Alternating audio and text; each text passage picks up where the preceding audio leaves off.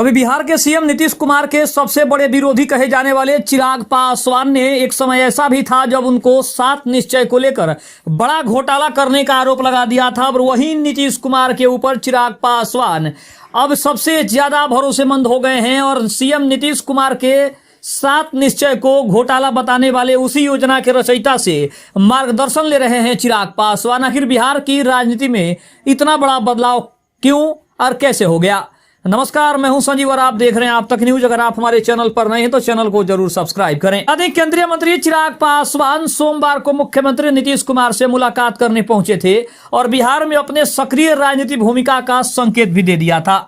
उन्होंने कहा कि बिहार में सीएम पद की कोई वैकेंसी तो नहीं है और एनडीए की अगली सरकार भी नीतीश कुमार के नेतृत्व में बनेगी। लेकिन हम अगर बात करें तो 5 वर्ष पहले मुख्यमंत्री नीतीश कुमार की बहुचर्चित 7 निश्चय योजना और नल जल योजना को एक बड़ा घोटाला करार देने वाले चिराग पासवान अब उन्हीं नीतीश कुमार के सामने सत्ता की राजनीति के गुलदस्ते के साथ खड़े नजर आ रहे हैं। इस वक्त चिराग ने न केवल योजना पर सवाल उठाए थे बल्कि इसे चुनावी मुद्दा बताते हुए यह भी घोषणा की कि अगली सरकार बनते ही 7 निश्चय योजना में हुए भ्रष्टाचार की जांच कराई जाएगी और सभी दोषियों को जेल भेज दिया जाएगा।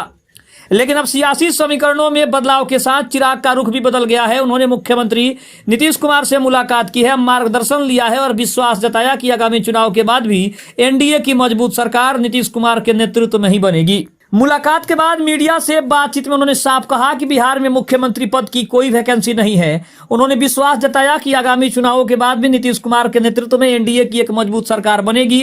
चिराग पासवान ने अपनी राजनीतिक महत्वाकांक्षा को स्पष्ट करते हुए कहा कि उनका राजनीति में आने का उद्देश्य बिहार और बिहारी जनता की सेवा करना है।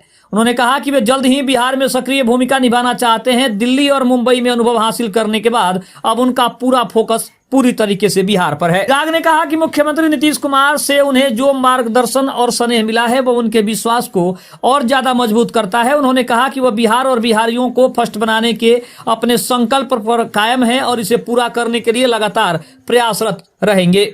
चिराग पासवान ने बिहार में अपने मंत्रालय के 2 दिवसीय इंटरनेशनल क्रेता विक्रेता सम्मेलन को संबोधित किया।